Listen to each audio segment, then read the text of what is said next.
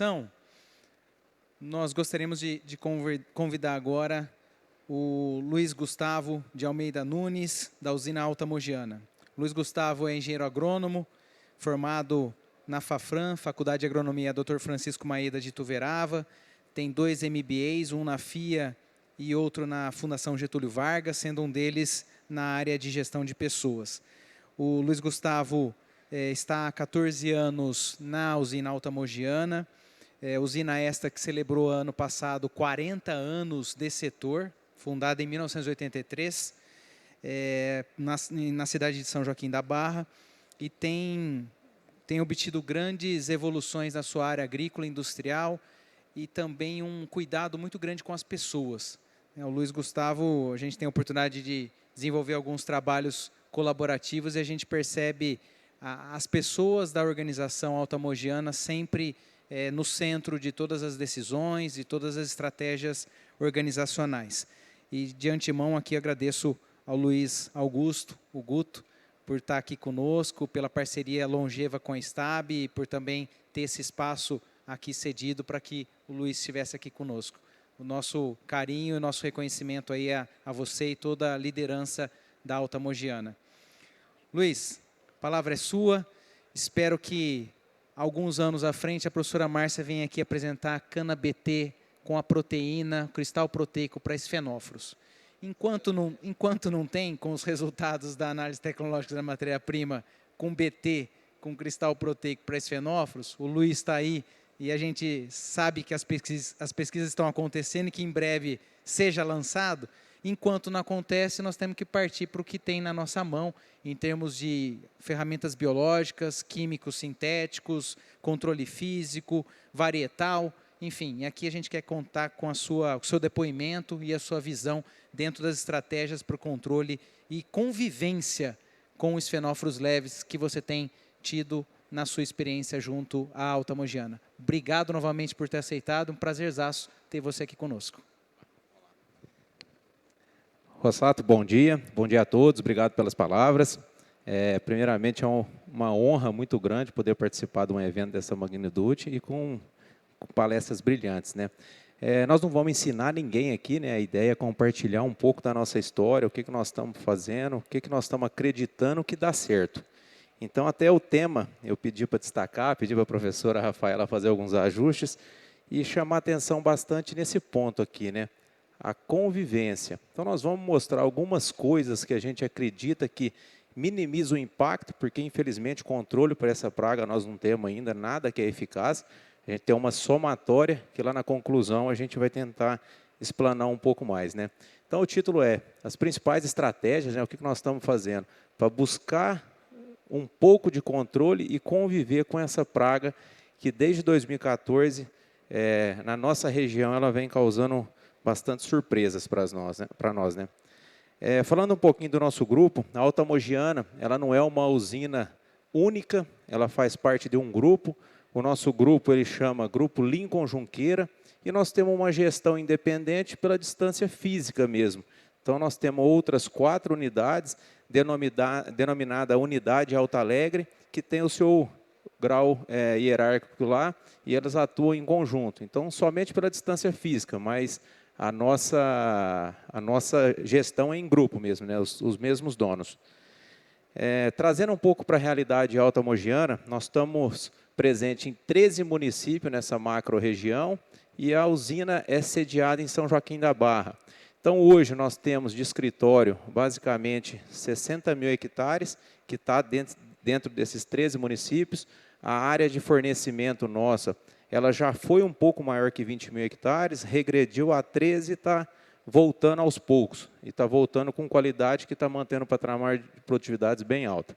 Então, nós atuamos aí como assistência técnica, plantio, colheita, tratos culturais, em quase 80 mil hectares.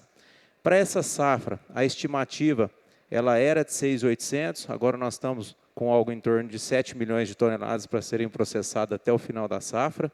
A produtividade atual, até o dia 31/7, ela estava de 111 toneladas por hectare, com um ATR médio de 138 quilos. É um ATR muito bom, mas o clima tem favorecido o ATR, nos preocupando bastante pela questão de saúde do nosso canavial, né? A idade média é um fator extremamente importante. Nossa idade média vai fechar a safra próximo de 4,6. Então, é um canavial que tem uma certa idade avançada, que nós acreditamos que manejando com carinho, com capricho de todos, a gente está conseguindo uma belíssima produtividade. Então, nós estamos bastante felizes em manter essa idade longeva com alto patamar produtivo. E eu chamo a atenção aqui para falar de esfenófilos, grave bem esse número aqui, porque a gente precisa ver se realmente o esfenófilos é esse vilão, né? E vamos deixar uma interrogação aí para todo mundo refletir. Um breve histórico aqui, né? Desde 2019, como está sendo o comportamento da nossa indústria, da nossa empresa, né, como um todo. Então, nós tínhamos aqui um TH de 13,7. Esse ano de 2023, fechamos com 15,5. Então, nós tivemos uma evolução muito grande. Isso mostra que nós estamos melhorando o TCH e melhorando a qualidade de matéria-prima também.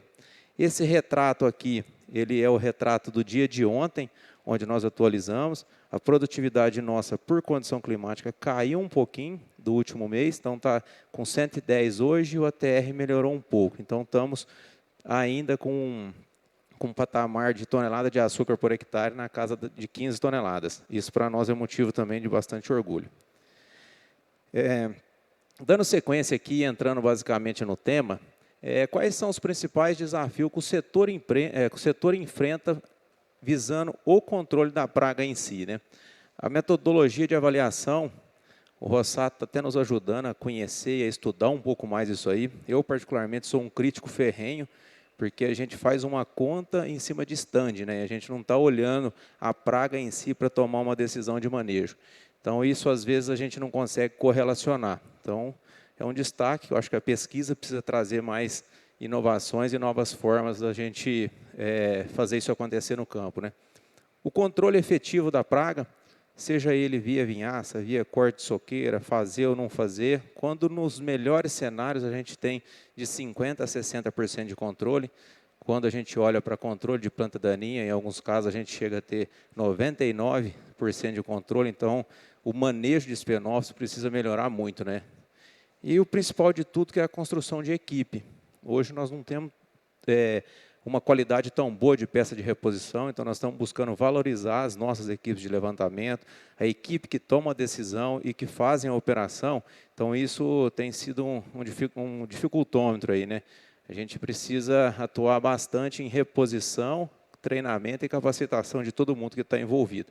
Então, a nível de setor, eu vejo que esses 3 pilares aqui são fundamentais para a gente conhecer um pouco mais. E já entrando dentro da nossa realidade, né? Que é olhando para as nossas áreas, né? Então, as principais dificuldades da nossa usina e na convivência com a praga. Então, o que eu vou contar aqui é até difícil, porque hoje falar de esfenófilos é similar à política, religião e futebol, né? Cada um tem uma forma de trabalhar, cada um tem uma forma de fazer, e todo mundo acredita que está fazendo da melhor forma possível. E nós temos a nossa receita também. Então, vou contar um pouco aqui. A Marielle, há 2 anos atrás, no IAC, teve a oportunidade de contar isso. Eu vou fazer uma breve réplica aqui com dados atualizados. É a história do nosso ciclo de cana-planta, né? Reforma em cana-planta e como nós estamos administrando a nossa socaria. Então, vamos lá, né? O nosso principal problema é a distribuição geográfica. Então, olha que vocês olham aqui, é onde cada corzinha dessa aqui é um talhão, um sítio, uma fazenda da nossa gestão, né? Então, o principal dificultômetro aí, 100% das nossas áreas tem a presença de esfenófilos. Em algumas áreas com uma intensidade maior, chegando até 60% de toco atacado, e outras áreas com uma incidência menor, 0,1, 0,2, 0,3, 0,8, mas tem a presença da praga, foi identificado já. Então, nós partimos da premissa que a nossa área tem esfenófilos e nós precisamos conviver com ele. A gente vai conseguir zerar isso? Com a tecnologia atual, não. Então, nós precisamos estudar um pouco mais. Então, isso é um pouco de como está sendo mês a mês as nossas avaliações de campo. Nós temos uma equipe robusta, uma equipe de 24 pessoas que está atuando, fazendo levantamento, trazendo informações para nós, para a gente fazer as tomadas de decisão, né? Então, nós vimos aqui que a gente, em 2020, esse tom de azul petróleo aqui, a gente tínhamos 0,6, depois maio 1,5, 1,8. Então, o que nós acreditávamos no passado? Que a cana colhida mais cedo, ela tinha um comportamento melhor, porque eu já cortava a cana, não dava espaço temporal para a praga causar dano e já tratava. Então, isso falou, ó, é um caminho, né? Então, sempre a cana de final de safra vai trazer um desconforto maior. Então, naturalmente, até o ano de 2022, a gente veio tendo esse comportamento. Porém, nos anos atuais, eu não coloquei o slide aqui, a gente está tendo uma linha bem acentuada. Então, independente do mês de colheita, a gente está mantendo os 10% de toco atacado. Então, isso mostra que a gente está tendo pressão maior de pragas e mais famílias dentro do mesmo ciclo. Então, a gente chega a ter 5, 6 gerações fazendo esse estrago, né? E aí começa alguns questionamentos. Na hora que a gente vai falar com alguns entomologistas, o que a turma fala para a gente e deixa de lição? Que o sucesso do controle é na reforma. Então, nós temos um sistema de produção que tem nos dado resultado e a gente não quer mexer nele, a gente só quer aperfeiçoar. Então, quais as práticas que a gente pode colocar dentro do nosso sistema que pode facilitar o conjunto de ações para melhorar a convivência com os fenófilos, né? Então, aqui, ó, a destruição mecânica da soqueira, somente na instalação de cantose e o nosso plantio de inverno, que a gente está com um percentual da área com o investimento de ter uma cana mais rápida, né? Uma cana de inverno que a gente vai plantar e colher um pouco mais rápido. Então, isso aqui é pequeno e a gente só faz essa prática nessas áreas porque não dá tempo de dessecar. A gente faz a colheita, não tem tempo de crescimento vegetativo para a gente fazer a destruição química. Então, a gente faz numa pequena fatia, algo em torno de 20%, esse cenário. Um outro cenário que eu acredito que contribui mais é a gente deixar a área em pousio. Alguns pesquisadores falam 4, outros falam 6, outros falam 8 meses de pousio. Só que nós estamos numa região que o custo de arrendamento, o custo da terra é muito alto. Então, se deixar ela parada por muito tempo, ela vai demorar mais tempo para trazer retorno. Ela vai retornar esse dinheiro no bolso de quem está investindo num tempo maior. Então, nós não podemos dar o luxo de esperar por muito tempo. Então, essa fatia também de 20% é aquela área que nós abrimos safra, colhemos ela, decidimos virar reforma e provavelmente ela pode ser soja ou uma cana de ano plantada em novembro ou dezembro. Então, é mais ou menos esse o cenário, né? Então, nós temos a oportunidade de ver cenários que foi eliminado mecanicamente, cenários que foi eliminado quimicamente com pousio de 5 meses. E nós temos a área também que ela entra como taxado como um sucesso no controle, que é a rotação.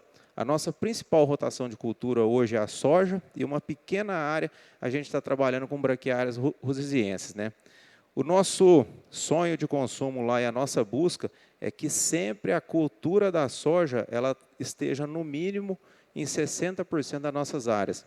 A gente acredita muito que o benefício do primeiro corte da cana está em cima da rotação de cultura. Então, é um desejo e a gente trabalha muito para isso acontecer. Mas olha que a gente olha para a cultura da soja, somente como um benefício, essa foto mostra que ela pode ser um problema e um problema sério para nós também, né?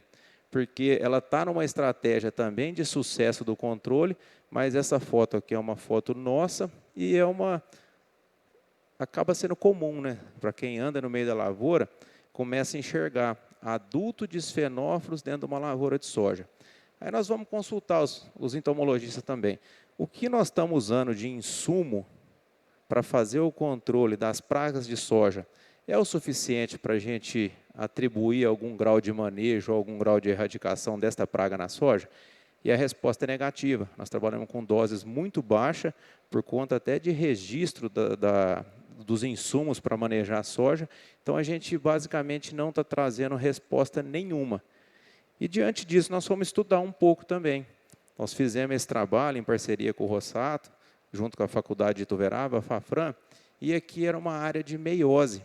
Então, em meiose, é uma prática que nós já até não estamos fazendo mais por conta de várias dificuldades para manejar isso, né?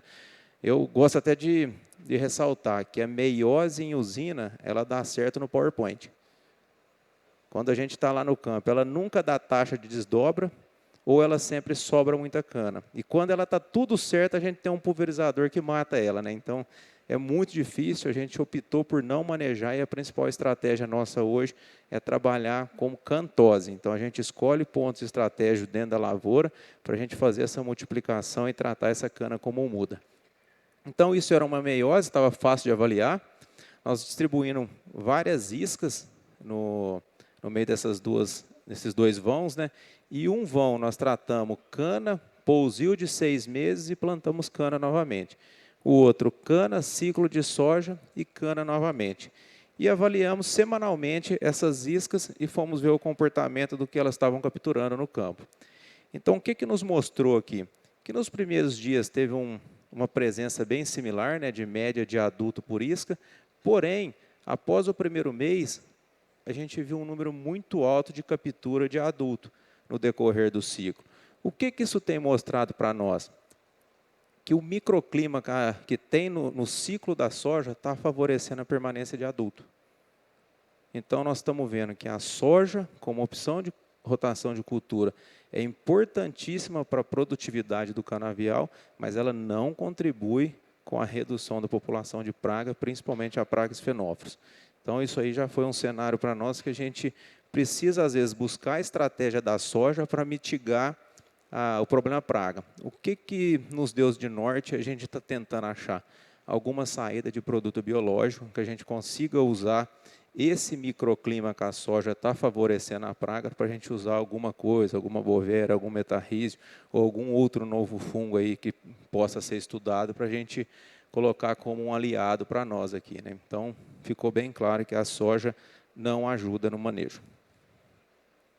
Um outro ponto também é que 100% do nosso plantio ele é canterizado. Isso aqui para nós também foi um sucesso, a gente vê como uma consagração, né?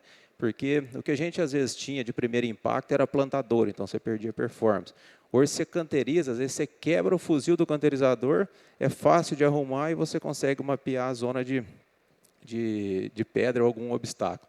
Então isso aqui para nós é fundamental, a gente vai ter que conviver com isso também, e às vezes uma dessecação mal feita, eu estou enterrando isso aqui, e eu estou enterrando esses fenófilos dentro da dessecação mal feita. Então também é uma outra prática que a gente deixa no ar se realmente funciona ou não funciona. Não temos dados e avaliação disso aqui ainda, né? Porém, 100% da nossa área é canterizada. O nosso plantio, ele é 100% com tratamento via inseticida. O nosso inseticida, ele é basicamente a base de fipronil com dose ajustada pensando em esfenófilos. Então, a gente ajusta a dose olhando para esfenófilos e entre as outras pragas de tabela. Então, todo o plantio nosso já nasce com um tratamento olhando para a praga, independente da intensidade no último ciclo ou monitoramento pré-plantio. E aqui, encerrando o nosso projeto Cana Planta, de todas as práticas que nós fazemos, até o ano passado nós tínhamos esse cenário aqui, né? A cana-soca na ordem de 10%, então é o número médio nosso, porque a socaria é o maior volume, acaba carregando a média. E a cana-planta já nascia perdendo de 3 gols, então a gente estava com 3,4. Esse ano que a gente está colhendo um volume maior de cana de inverno, a gente está com uma surpresa e uma surpresa negativa, que basicamente o percentual de cana-soca, ele está igualmente o percentual de cana-planta. Então, o que está acontecendo? O ano está linear, todos os meses estão com o mesmo índice de infestação, e agora, olhando cana-planta e cana-soca, está nas mesmas proporções. E olhando aqui embaixo, esse foi o número de TCH médio do nosso primeiro corte. Estávamos com 147. Só que nós devemos enviesar aqui que foi um ano muito bom de clima. Então, esses 3% não está em uma correlação direta com essa produtividade. Olhando o que nós colhemos até agora, e vale lembrar que nós tivemos a última chuva final de março e nos 3 primeiros dias de abril, o nosso TCH médio está na casa de 135, também reduzido por conta de intervenção de uma cana de ciclo menor, que é a cana de inverno, e condição climática. Então, olhando para dentro de casa e fazendo alguns estudos, a nossa cana-planta ainda está com um patamar produtivo muito bom e a cana-planta nossa está com índice altíssimo. Então, é mais um detalhe que nós não estamos conseguindo correlacionar essa alta infestação, segundo a literatura atual, versus um TCH. Realmente o esfenófilo está tirando produtividade? Ou quanto está tirando, né? Então, são coisas que a gente precisa pensar um pouco mais. Entrando um pouco agora na nossa estratégia de convivência de cana-soca, aqui é uma foto. Essa foto aqui ela não é atual, mas ela vem aqui para retratar que ela foi tirada no 3º corte. Ela tinha uma infestação de 18% de touca atacada. Ela deu 117 toneladas por hectare. É uma 5094 e ela está com um corte não tão jovem, né? Então a gente está vendo, né, convivendo com isso, que touca atacado muito alto também não está tendo correlação com TCH. A crítica principal nossa é a metodologia do toco atacado. E o quanto que eu estou tendo de dano nesse toco atacado. Até eu vou relacionar com a palestra da doutora Márcia aqui. A gente, às vezes, vai fazer análise de broca e ela é injusta com a produção. Por que ela é injusta? Porque, às vezes, eu tenho um furinho de uma caneta no entrenó, representa 10%. E, às vezes, eu tenho um entrenó inteirinho, brocado, representa os mesmos 10%. É uma metodologia que, às vezes, poderia ser refinada para nos ajudar, porque acaba nos deixando um pouco em saia justa, né? Eu tenho 10% e, olhando para a cana, você naturalmente não tem 10% ali. E isso tem acontecido também nas amostragens de esfenófilos, né? Que é uma amostragem até um pouco mais complexa. Então, quais são as dificuldades e acertos, né? E deixa em interrogação os acertos em conviver com a praga? Porque nós temos ela em 100% da área e não vamos conseguir erradicar tão rápido. Preciso até atualizar essa foto aqui também, que é da época da pandemia. Então, aqui a gente vê que o monitoramento, onde muitas empresas estão abandonando por conta de questão de mão de obra, né, a gente vê que é fundamental. Esse slide aqui eu copiei da Marielle também, porque ele é ativo e é muito atual, né? Então, ele exige capacitação, treinamento constante, a presença nossa do campo, né? Está aqui a Marielle, está aqui a professora Leila do IAC, e a gente está constantemente checando se a turma nossa está fazendo bem feito, se sabe fazer e analisando o comportamento, né? Então, a gente acaba tendo uma segurança, que nós temos um padrão de amostragem, nós temos hoje 4 equipes, as 4 equipes estão trabalhando no mesmo padrão, está nos trazendo confiabilidade na sua amostragem e todos conhecem. A doutora Leila vai lá, o Rossato vai lá, o Zé Francisco vai lá. Nenhum deles fala só comigo, com a Marielle, com o Guto, com o Lucas, mas eles vão falar direto com as pessoas que estão fazendo o levantamento no campo. Então, isso para nós acaba sendo muito importante, né? Um outro padrão, né? Rendimento diário. Então, aqui a nossa estrutura, essa estrutura ela já está nesse formato há aproximadamente 3 anos, são 4 equipes, né, com 24 pessoas, trabalhando no sistema 5x1, e nós estamos fazendo a análise em 2 pontos por hectare, em 100% dos talhões. Nós já fizemos 4 pontos por hectare, 6 pontos por hectare, e não vemos diferença estatística, então nós fomos porque é mais prático, né, que é mais ágil. Então, esses são os números já desse ano, né, pegando até julho, e nós estamos numa média de 470 pontos por dia. Então, nós estamos monitorando muita coisa. Os dados nossos são bastante consistentes para a tomada de decisão. Então, aqui, a safra nossa, ela começou um pouquinho mais tarde, tinha pessoas de férias, depois engrenou. Então, mostra que é possível até fazer mais de 520 pontos por dia. Então, a firma nossa está bem atuante. Até pegando o gancho na primeira palestra, eu fiz uma pergunta para uma inteligência artificial, né, de gestão de dados coletados direto no campo. Então, isso foi uma imagem única que a inteligência artificial trouxe para nós, né. Então, isso para nós é muito importante, ter uma plataforma digital que nos auxilia bastante nas tomadas de decisão. É uma plataforma já bastante conhecida no mercado. Ela nos ajuda na geração de agenda, né, para nós não deixarmos a equipe perdida. Então, todo dia ela sabe onde que ela tem que ir e a missão que ela tem que cumprir no dia. Nós temos a geração automática das recomendações técnico-financeiras, né, que é a matriz. Nós preservamos todos os dados como histórico de áreas para tomada de decisão, para virada de rota, e a gente tem uma série de informações aí para ir acompanhando. Então, o que isso nos ajudou? Principalmente a agilidade e a organização dos dados. A gente consegue fazer isso de uma forma mais rápida. Alguns cenários que a gente coleta dessas informações e consegue trabalhar, né? Só enaltecendo, o ano passado nós fizemos quase 91 mil pontos, então é muita coisa. A hora que você olha para o ambiente de produção, a nossa metodologia, a metodologia CTC, mostra que nós não conseguimos enxergar nesse quesito diferença. Então, ambiente A, 9%, ambiente B, 9% e ambiente D, também 9%, não temos variedades. Então, o ambiente de produção, olhado de uma forma genérica, não tem trazido contribuição.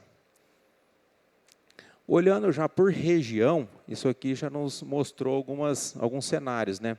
A gente sempre preocupava com a bacia de irrigação, que no passado sempre aplicou vinhaça mais próximo da usina. Hoje isso já não é uma realidade, que tinha que ser o maior. Mas por coincidência, e fazendo uma analogia com o microclima de soja, a região de Ribeirão Corrente, para quem não conhece, é próxima à Franca, é uma região mais úmida, é uma região mais alta, ou seja, é uma região que traz um microclima favorável para a multiplicação dele. Foi nessa região que nós descobrimos fenófilos em 2014 e ela permanece ainda com índice muito alto. Então, a região da usina está com um nível médio, né? E a região de Miguelópolis, esse número ele já foi menor e ele vem crescendo. Ele vem crescendo justamente com o envelhecimento do canavial de abertura de safra, que é o que tem contribuído para os números ficar bem estável. Então, a hora que eu olho para uma região mais quente e uma região mais baixa, Miguelópolis está em torno de 540 metros de altitude, e aqui nós temos áreas de 800, a gente vê que isso pode ter uma correlação muito forte. Quanto mais favorável para a produtividade da cana, o ambiente, o clima, a gente tem tido uma presença maior da praga também. Isso aqui, pessoal, é uma análise que a gente faz até por curiosidade nossa. Esses dados são frescos, dados de 2024, tem quase 50 mil pontos já feitos, e a gente despreza áreas menores de 100 hectares. A gente olha esse comportamento, essa variedade aqui, a gente tem pouco dela, ela destacou, pegou o rótulo da 9002, 9001 e da CTC 20, que acaba sendo as campeãs lá nossa de presença de esfenófilos. Não é uma novidade para a turma do CTC que está aí, que eles nos visitam, a gente compartilha com eles também. Mas eu vejo que isso não tem correlação com produtividade também, viu, gente? Tem variedades extremamente produtivas com alto índice de esfenófilos. Então, é apenas um dado e um dado curioso para a gente quebrar a cabeça. Um outro ponto também mostra que a nossa matriz financeira ela é uma matriz que protege o canavial. A gente faz uma análise de 6 fatores e esses 6 fatores nos mostram no final se a cana merece ser tratada ou não. Então, nós estamos tratando bastante cana hoje. Provavelmente a safra vai fechar com 92% de área tratada por conta de boa produtividade, de índice de esfenófilos que subiu, valor de insumo que nós compramos melhor baixou, nós conseguimos melhorar o custo operacional. Então, a somatória de todos os fatores que nós temos lá faz com que a gente proteja mais o nosso canavial. Então, para esse cenário, a gente está tratando mais. Olhando para os últimos anos, a gente controlava algo em torno de 75%. Alguns anos menos, outros anos mais. Esse ano em si, que a gente tem condições para proteger o canavial, a gente vai investir um pouco mais. A gente passou a fazer 100% dos pontos, 100% dos talhões de 2022 para cá, então o tamanho da soqueira nosso é basicamente o tamanho da área que nós estamos mostrando. Então, aqui é o número de pontos que nós fizemos. Esse ano a soqueira nossa vai ser em torno de 49 mil hectares, então a gente vai visitar mais áreas e vai tratar mais áreas. Então acaba sendo que a gente tem melhorando até a efetividade nossa de trabalho, né? com a mesma equipe fazendo mais áreas. Isso aqui assusta bastante, aqui é a raiz da cana, então quando a gente trabalha com corte de soqueira, é quase que impossível a gente acertar o bicho aqui embaixo, né? Isso aqui é a presença do adulto, e principalmente na época seca também, né? A gente tem visto, até o Fernando Pátaro, do CTC, trouxe para nós alguns dados importantíssimos, que a gente está até olhando com outros olhos também, é a questão do qual o adulto que fica aqui, se é um adulto mais novo, um adulto mais velho, e aqui é o adulto que está na fase juvenil. A hora que ele passa a envelhecer, ele sai da touceira e é onde a gente vai encontrar ele mais em cima, né? Então, isso aqui tem mostrado cada vez mais uma dificuldade para a gente tentar acertar ele. Formas biológicas que expressam em percentual, né? A gente quis ver se o que a literatura mostrava era uma verdade, e para esse ano avaliado, sim, mostrou que o comportamento, a gente tem mais larvas nos primeiros anos, depois isso vai invertendo e a população de adulto aumenta. Mas até por provocação do Zé Francisco, ele falava para nós o seguinte, falou, vocês vão achar pouco adulto, porque vocês estão procurando via trincheira, e na trincheira fica pouco adulto, a gente tem que fazer um conflito de informação com isca. Aqui é o comportamento do ano de 2024, está tendo até uma estabilidade até o momento aqui de larva, em breve isso deve se tornar adulto, né? E aqui, quando a gente olha esse slide anterior, que fala em porcentagem, às vezes 10% de um valor alto é muita coisa, 10% de um valor baixo é menor.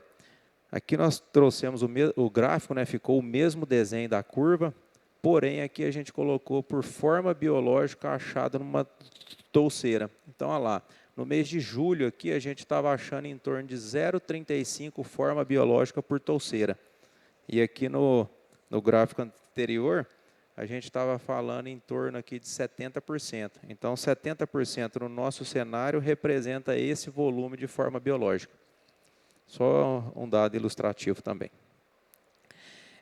Pegando esse dado do Zé Francisco, nós pegamos uma região nossa de altitude, que se assemelha com a região de Ribeirão Corrente, e começamos a avaliar mês a mês, aqui, salvo engano, a cada 15 dias, colocando isso e avaliando. Então, esse é o comportamento.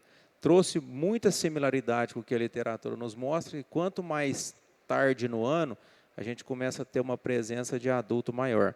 Então, isso justifica também a metodologia do 70-30, né? O afastamento de palha, ele começou na alta homogênea em 2019, 2020, e hoje nós buscamos fazer o afastamento em 100%. Faz em 100%? Não, mas é um desejo nosso fazer em 100%.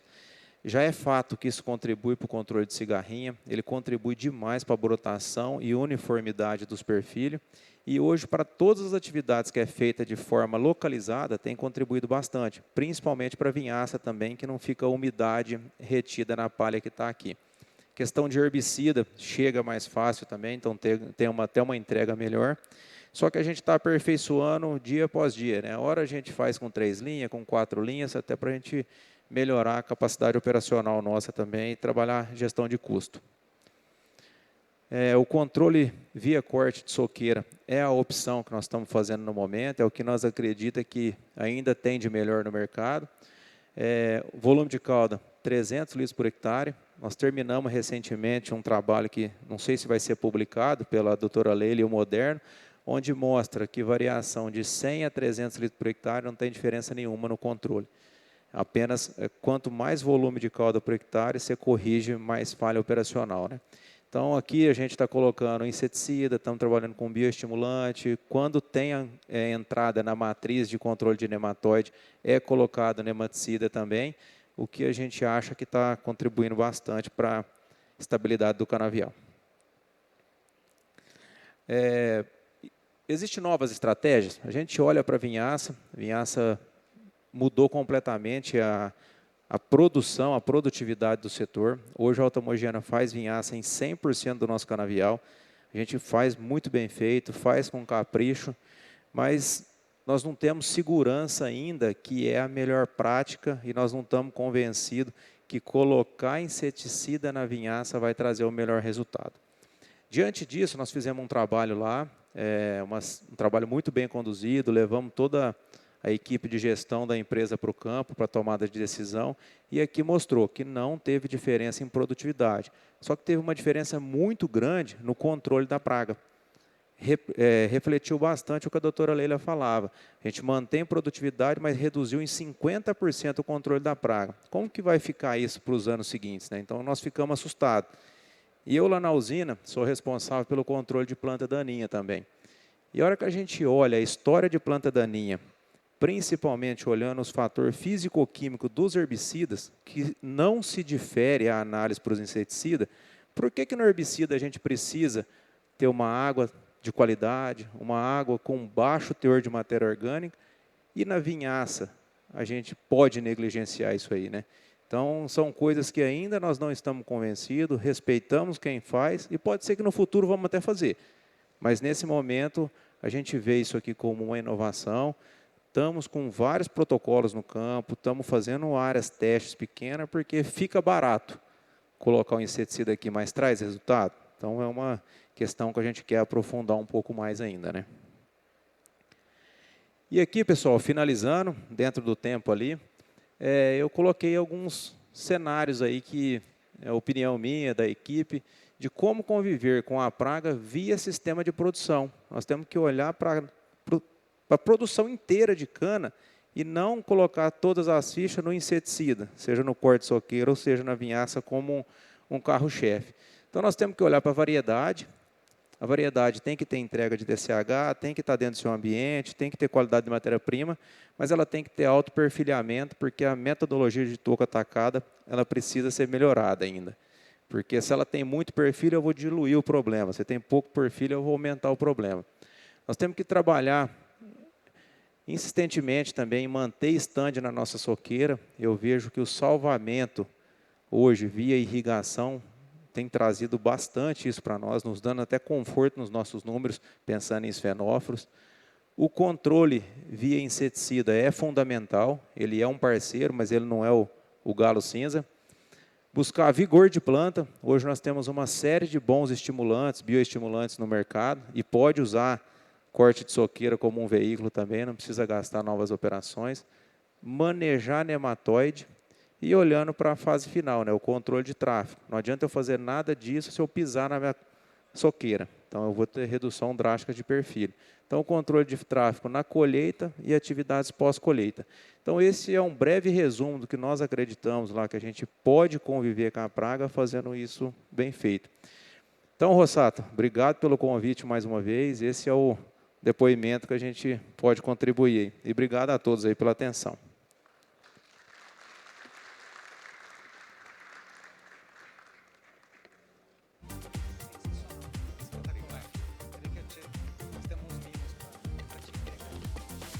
Gostaríamos de convidar o conselheiro Dr. Herman para que nos auxiliasse aqui na entrega de um mimo de reconhecimento ao Luiz Gustavo por ter estado aqui conosco nesse seminário.